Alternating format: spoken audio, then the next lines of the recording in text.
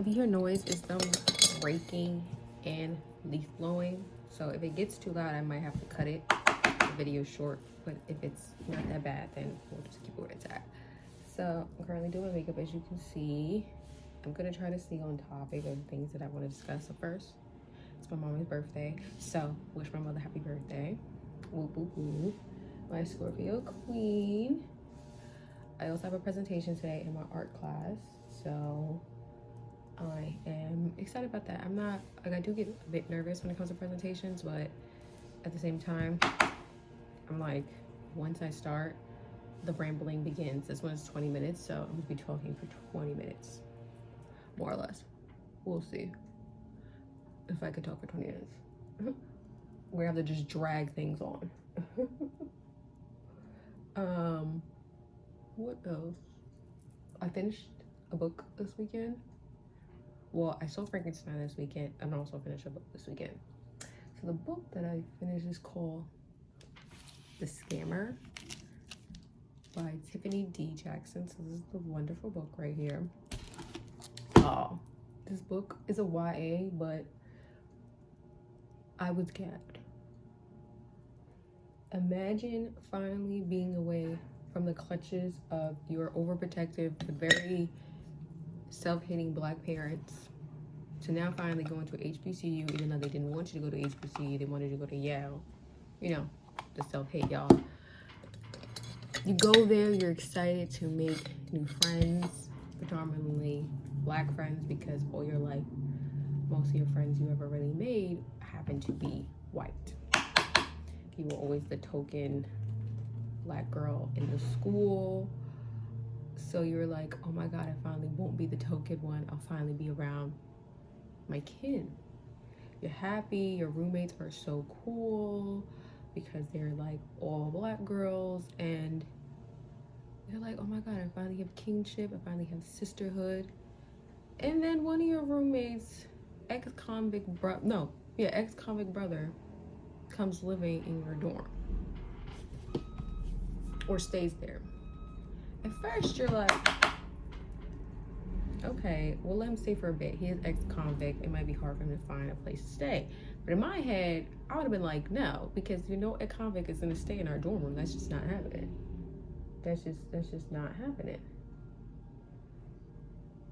That's just not happening. But because she wants this sisterhood so bad, my girl, what's the female lead's name?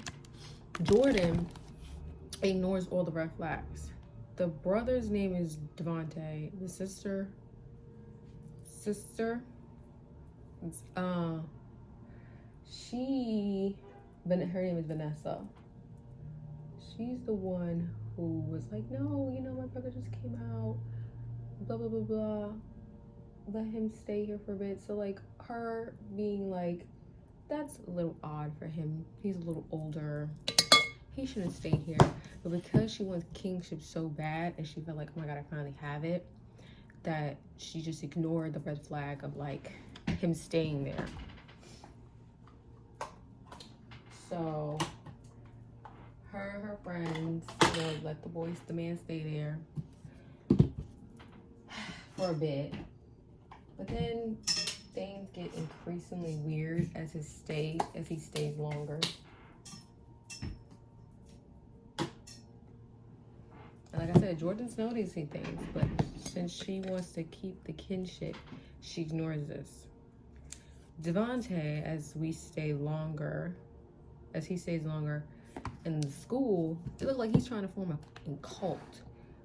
But the cult he's trying to use is in a way of using younger Black students' rational, you know, fear and dislike of white supremacy in the United States, especially because this is the HBCU. So, you know, he's using their warranted rationale to uprise them to join his cult. See, certain things I was like, okay, I'm with him with this. But then he starts going a bit extreme. See, that's how to get you. They'll say some things that make a little logical sense, but as time goes on, you're like, okay, he's pushing into real, you know, he made that up. He just made that up. He just made that up. And I was just like, he said this one thing, y'all, that really put me in a tizzy, that I was just like, yeah, no. Do you know what he said, y'all? He said that pork is made out of cat, dog, and rat. That pig is not a real animal. It was made up in a lab. I was like, and I'm sitting here like,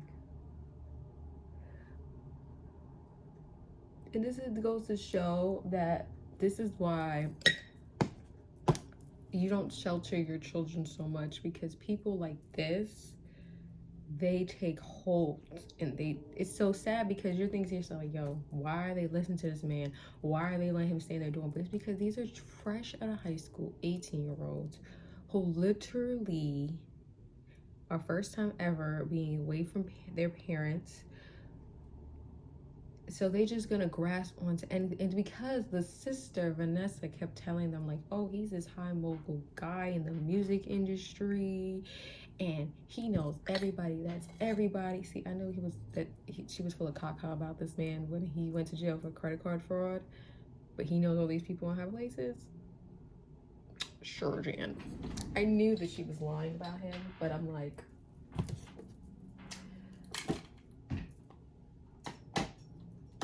okay, whatever that means. But yeah, so I just felt so bad, because Jordan wanted to like wake her friends up and being like, this man is not who he says he is. He's a fraud. But they just were so enamored and brainwashed by him.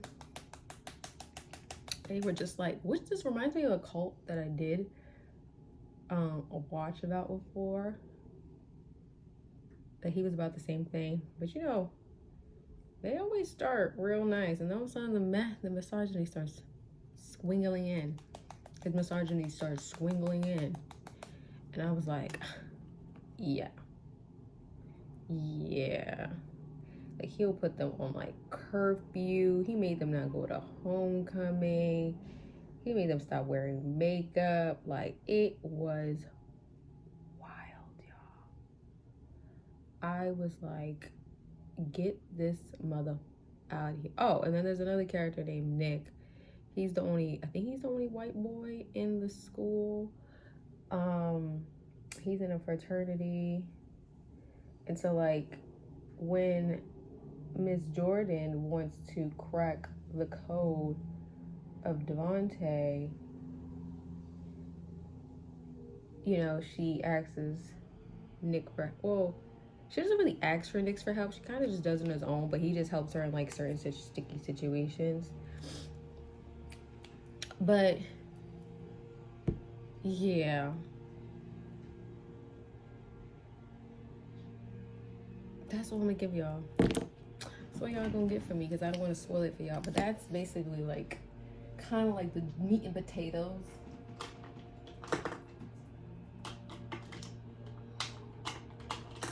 of understanding what you're about to get into when you read this book. I gave it a 5-star because it was good. It was good. The plot twist, it was like 2 plot twists in the book, to be honest. It was like 2 plot twists in the book. I didn't even expect that it was gonna be 2. I was like, okay, 1. But then there was another one, and I was like, oh, you ate that. And I've never read from this author before. This is my first time.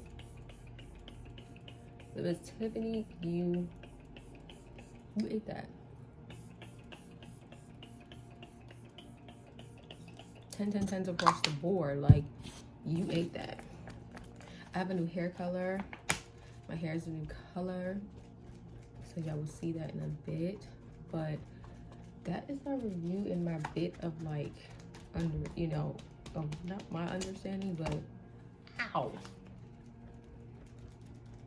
And like, also was one scene where like there was this black professor who studies African American like history, who basically said what I just said to Jordan about how like there's people out there. He was like, you know, conspiracy theories is the worst thing that happened to black people. And I was like, I've been saying that for the longest time.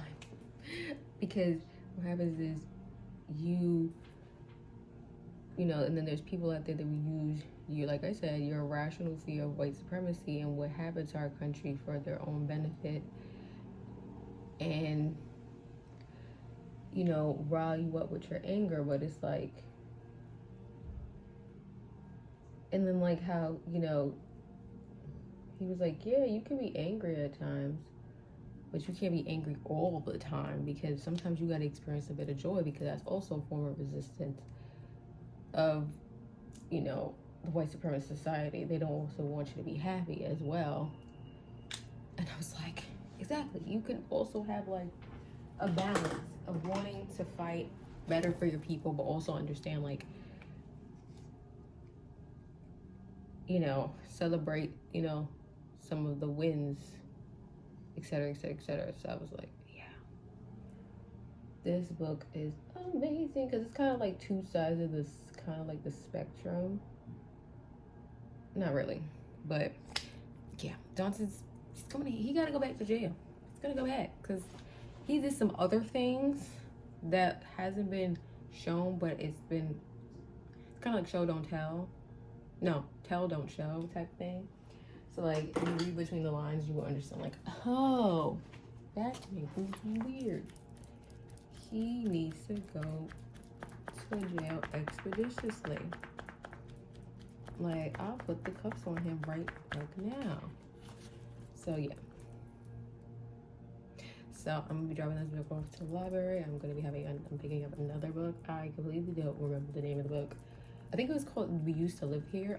I don't think that's the name of the book, but if I don't remember the book right now, I'll show y'all later after I pick it up and when I come home from school. So wish me luck on my PowerPoint, y'all. Also, I'm not gonna stay my whole day in my second class because I get out dumb late and I actually want to come home at a decent enough time to chill with my mama for her birthday. You know? Ow, pinch myself. So that's enough yapping. I'll come back to show y'all my hair.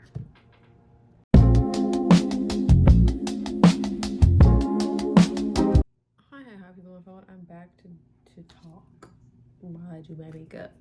So I did not talk about Frankenstein yesterday. I talked about the book that I read, but I didn't talk about Frankenstein.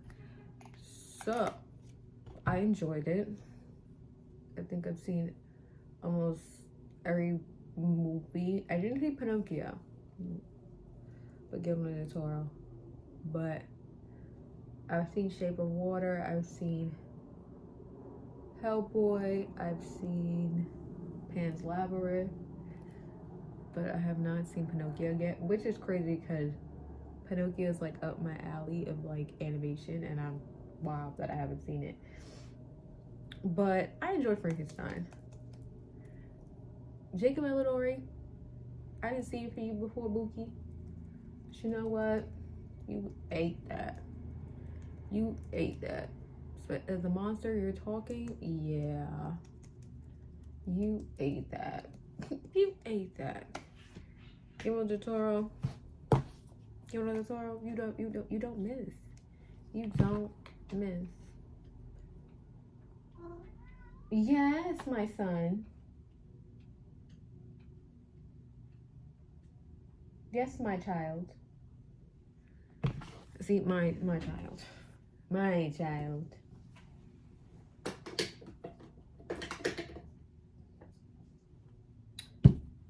Now, is there anything wrong with, like, you know, wanting a certain... Yes. Sometimes when a book is getting adapted, you want it like a specific way, you know, certain themes to be explored, because that's what you want in the book to be, in the movie or TV show, whatever. That's you. If you want it a certain way, you get in the field and you do it. Not everybody's gonna see a particular book the same way you do.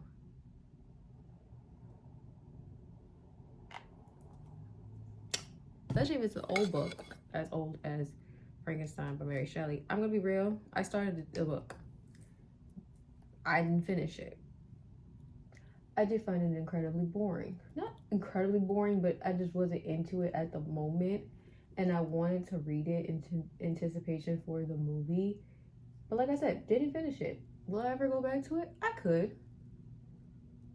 And maybe see what people gripes about the movie are. And like I said, I don't have nothing against people criticize things. Child, I criticize things all the time. But it's just like the way some of you go about it, it's very much like giving that like my way. If something's not done the way I want it to be done, then it's just no good. You know? It's just not right. And you want people to, you want yes men. So a bunch of people to be like, look, I'm the same way. I tell y'all, I don't run my life. My page is like a democracy. It's a dictatorship around here. We run a tight ship. But it's like, it's the way you go about it. Like, I don't know how to explain it. It's just, some of y'all just want people to just agree with the way you want something. And if they don't, oh, hold on, y'all. Y'all lack critical thinking. Yeah, I don't have beta literacy. Is it because they don't like beta literacy, or they don't have critical thinking, or they just didn't agree with you?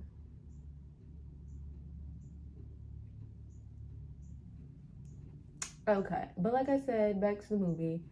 I enjoyed it. Like I said, do I need to properly read the book so I can understand people's gripes? Maybe. Will it change my opinion that I enjoyed the movie? And that I like the central theme that Guillermo del Toro went? Probably not.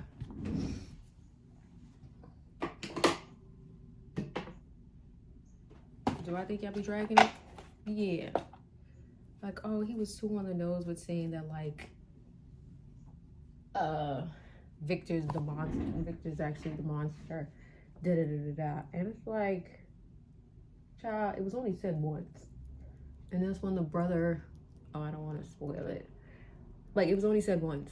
So, girl, be calm. Like, it was literally said once. Like, and it made sense in that moment for it to be said by his brother. So, girl, please. Like, all right. But anyway.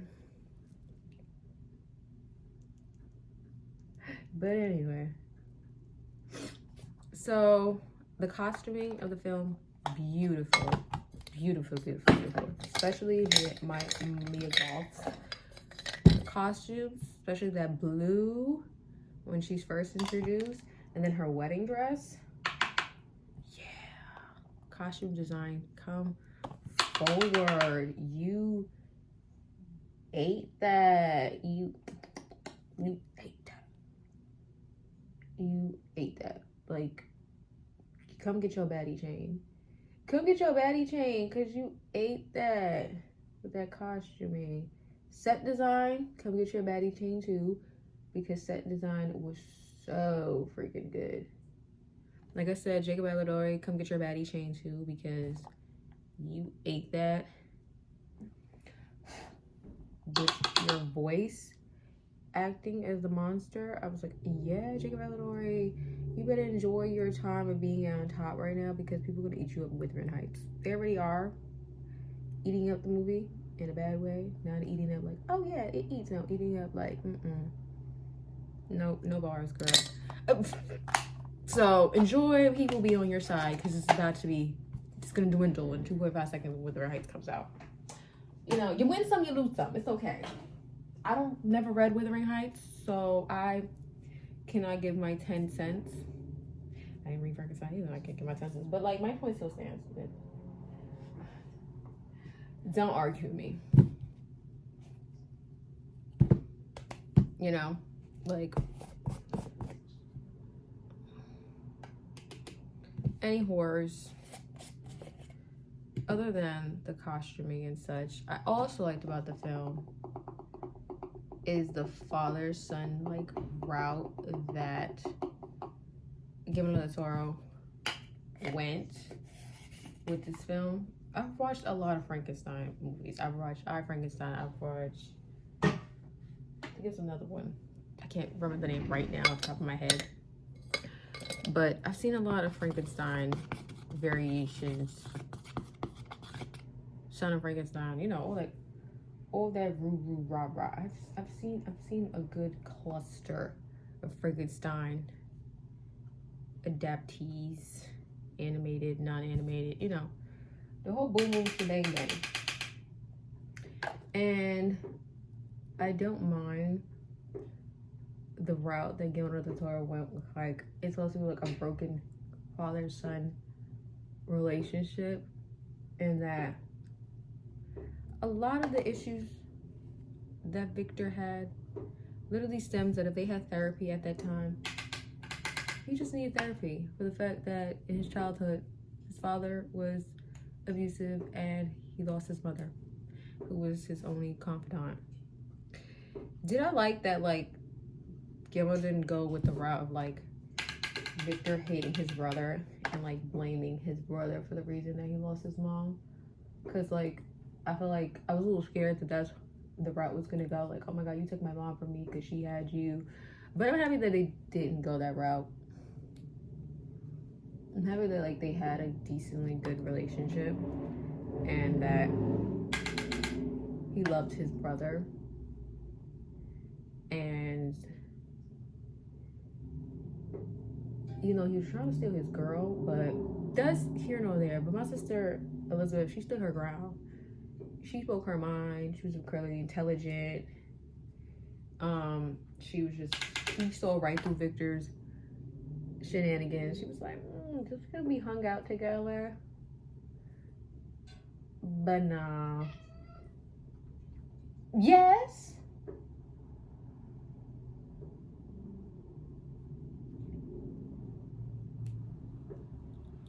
My son has a lot to say today, y'all. He has a lot to say. Like, he has a lot to say. Let him speak. That's his interpretation of the movie. But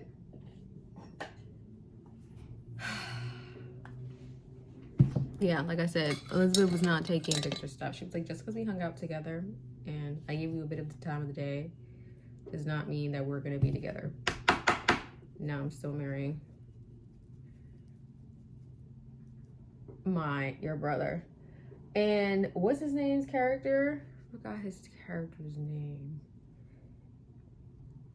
The one that, like, was paying for Victor's entire, like, experiment and everything. Elizabeth's uncle, I forgot his name, y'all. I knew something was shady about him. I knew something was wrong because I was like, he was too willing to cover the cost of Victor's entire, you know, thing. I was like, that's awfully suspicious. And I was like, yeah, I knew my suspicions were correct. Okay, I didn't, and what was wrong with him, I wasn't correct, but I knew there was something up with him. Like, he was shady boots. I knew it. Why? No, I didn't know, but I knew something was up with him. I was like, he's just too willing to help cover the cost of this. That's weird. Not funny. Ha ha. Funny, weird. So that is, and like I said, back to the father-son dynamic of Frankenstein. I'm all over the place, y'all, about this because that's just how my mind works. Maybe I should start writing stuff down to make myself have easier, cohesive thoughts. Maybe I should start doing that. I should buy like a little notebook. Well, I do have that. Actually, I do have a little notebook. I should start writing in it and make cohesive thoughts instead of just trying to pop things, trying to get things from my head on the top of my head. But any horrors, I do like the the dynamic of, like, the way Victor is with the monster is because he has unresolved issues with his daddy that he's never resolved, because obviously the time period, it just makes sense. Like, where's my voice going?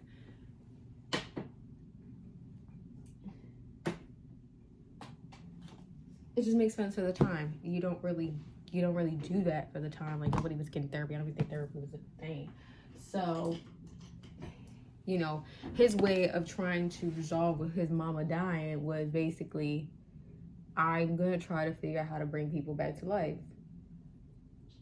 And that was his whole life's goal. Ran up the whole home's estate money trying to do this. Like, damn, man, you wasted all the goddamn money. All your mama money. It wasn't your daddy money, it was your mama money. So you could try to bring her back to life. You gonna bring her back to life and y'all gonna be broke? You're not thinking, Victor. You're not thinking. What's not clicking? What's not clicking? And so his daddy like died not too long, I'm assuming, after his mama. No, a couple years. And it's just, so like I said, he devoted his life's work to trying to make people cheat death. And once he was successful in it, then he resented it because he thought that this would fulfill him. And clearly it did not fulfill him, because he still has those feelings of, damn, I still miss my mother. She's really not coming back. No! Oh. And you thought that doing this would fill that void of that grief. It didn't. And so he started to resent the monster, the thing he created. The monster didn't ask to be here. Parents and the way they regret their children and resent them for whatever it may be. And it's like, the child didn't ask to be here. They didn't ask to be born. And so the monster's utterly confused, like, now what the hell did I do? I ain't asked to be here. So it just showed like a very like, and then like Victor started treating the monster the way his daddy treated him. Like, if he didn't do things the way he wanted, he would get violent. And like, obviously that violence that you teach your children, and they know they're going to become what? Violent little beings as well. I love the relationship, like the best, like the relationship that the monster got with another character in the movie. It was with the blind older gentleman. Oh my god, I loved it. Like, that was his only piece that he had. Like, I was really watching the movie, I was like, somebody give Frankenstein, somebody give that monster a hug. He ain't had one day of peace since he was created. Like, not one day of peace. And the only time he had peace is when he was with that little old man. And then I got taken from him, and I was like, goddamn, like, can he have some bit of a crumb of happiness? So when he tries to go back to his, you know, his daddy, his maker, he sees, oh, you hate me. It's like, bro, why you hate me for? You made me, and I can't die. So you know what? I'm gonna make that your problem, which technically it is Victor's problem. You know, that's that. I like that the movie was made in two perspectives. So like, it was made in Victor's perspective, and then it was also made in the creature. Well, he called it the creature. I keep calling him the monster, but and then also in the creature's perspective, to kind of see like there's two sides to the story, and people interpret certain situations differently, which I feel like that's a good like thing when it comes to like childhood dynamics of like a parent feels like, oh, it was this way, like it wasn't that bad, and the child's like, I saw that all a bit differently from you. Here's what actually it was like for me. It's like, well, it's not as sunshine as rainbows you thought it was. And I just love that the captain was getting all the tea. Like, he was just sitting there eating up this dysfunctional mess. He was eating up. I was like, he about to have the story of the ages, things to tell his children, children, and it's gonna go on to like a fucking folk tale. I swear to everything I love, cause that captain was having a time. Was his workers, crew members, basically dying outside in that cold and going hungry? But he didn't care. He said, "I'm gonna get this story. I'm gonna find out this story from beginning to end." And that's exactly what he did. And that's exactly what he did. No care about his crew. But I enjoyed the movie. I get a 5-star on Letterboxd. And yeah, I had a good weekend. I had read a very good book that was a 5-star. I didn't watch a 5-star movie. It was a good weekend. Yesterday, my presentation, I ate it up. Not surprised. But my critiques that sorry, these pants get a little tight around my thigh. There we go. The critiques that my professor gave me was helpful to like understand what I need to look for when I do my final paper. So, of course, I wrote down her critiques so I could note exactly what I need to look for. And yeah, now I'm gonna go to my horror and film class today. Oh my god, it feels like there's something on my head.